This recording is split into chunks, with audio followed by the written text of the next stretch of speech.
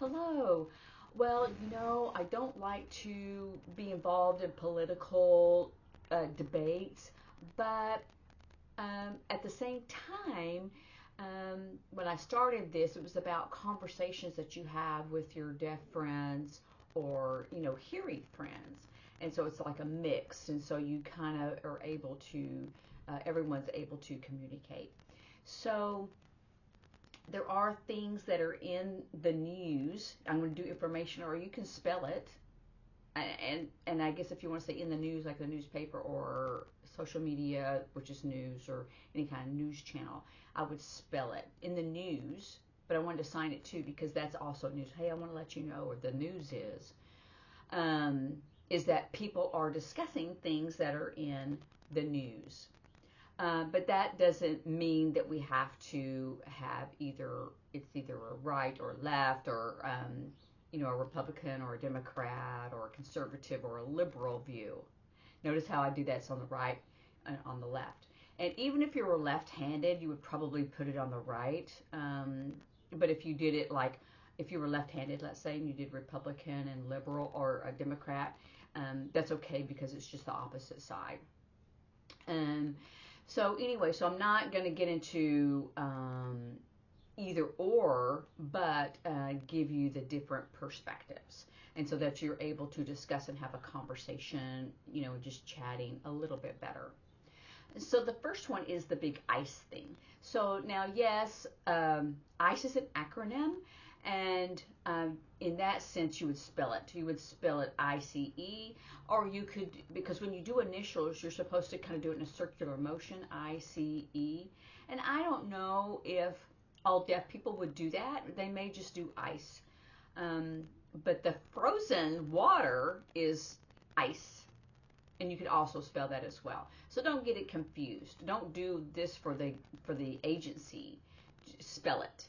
And if you have time, you could do it. But if you're since it's or you could, kind of do a modification of it. But definitely it is spelled.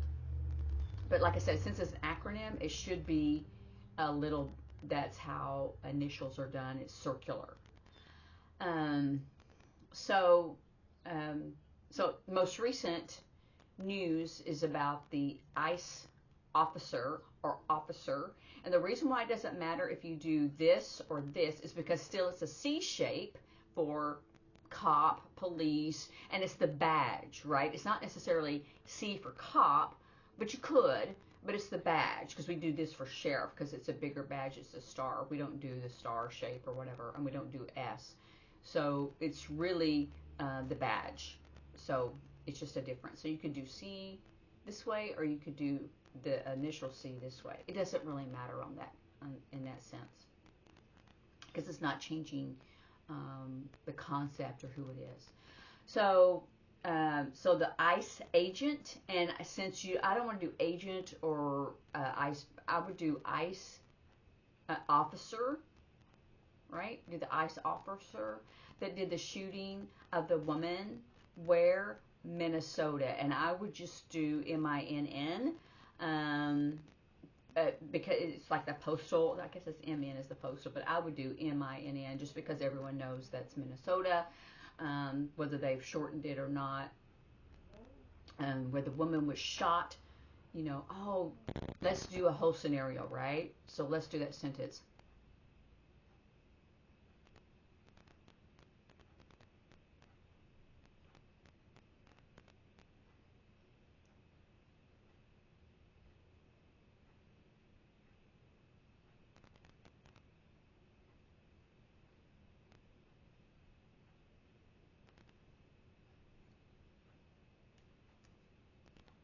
Now, that's one perspective, right? Now, what I do is I watch, there's like 3 videos that have 3 different perspectives. Um, I guess one was the wife of the woman that died. I wanted to say girlfriend, but I think it was her wife. Her wife. She had a video, and then there was 2 other videos from people that were just kind of standing around and watching, and they videoed it. So there's 2 of those. So I watched all 3 of the videos so I can make my decision. So whenever you're having a discussion, you say, you go, oh my gosh, why did that officer shoot that woman? You know? And then, one perspective shows that she was trying to escape. Another perspective, or the other 2 perspectives, showed that she hit the man, that she hit the officer. Like I said, I kind of go back and forth with a C and a C, and it just depends on my thought, how fast I'm going, because my brain will just really fast. And so sometimes the hands, sometimes they can keep up, and sometimes they don't, just like when we get tongue-tied, right? So, if someone says that, it's like, oh, did you see the other video? The different perspective. Oh, no, I didn't see that. Oh, well, you should watch, or there's 3 and they're on YouTube. And so then you can discuss more in depth, and you can have a better discussion about what happened. So this is not, I'm not really trying to tell you which decision, but how you can talk with another person instead of being angry or, upset about it. You say, oh, did you see the video? No. And then you could have the video on your phone, and you can show, and then they go, oh, okay, or wow, I wonder why it happened. And then you can discuss more about what's on the news. So as the days kind of continue, they have more and more, they've added more information. So I would do that. And the next one that's been in the news a lot is Venezuela. So you can spell it, and but some people, you can spell it, but Venezuela. You can discuss Venezuela, what happened there. So there's many, it's a controversy, and some people are going, no, it should be good because, he was selling drugs, and it was all this, and they were selling it here to America or to the U.S., either one.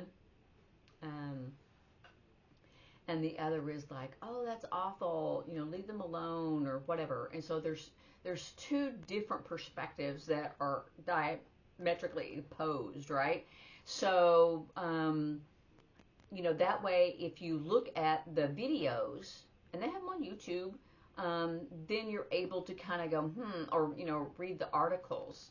And I had another coworker that she was a legal immigrant, that she came to the U.S. about 5 years ago to escape Venezuela, because she said it was so awful because of the drugs and the violence there. But she arrived here legally, and she works here legally, and she doesn't want to go back permanently, but she'll visit her family. But she's always scared, and her flight is normally delayed. But so there's the different things that if you hear different experiences, then you can make that decision better and have a better conversation. And it's not an argument, right? You don't want an argument. You want a discussion. And so with the deaf and the hearing, and you don't want to get too fast because you want them to be able to see clearly. So you want your thoughts to be more clear. And when you get angry, then your thoughts get jumbled, and then your signs, it's like too much, and it's not understandable. So that's the whole point of having a conversation. And the reason I bring this up, here's the cultural part of that, is that the deaf feel like they are not a part of the hearing world, is separated, because most hearing people don't know sign language, and so they will listen to their deaf friends first. Why? Because of the language. They understand clearly. So they want that perspective of someone who understands that language. I was going to say sometimes, but I would say all the time, but most of the time. So so that way, if you are clear with your signs, then you're more clearly understood, and then they can trust what you're saying. So that's just the cultural piece of it. Anyway, practice and watch the news. And I will see you later. Bye.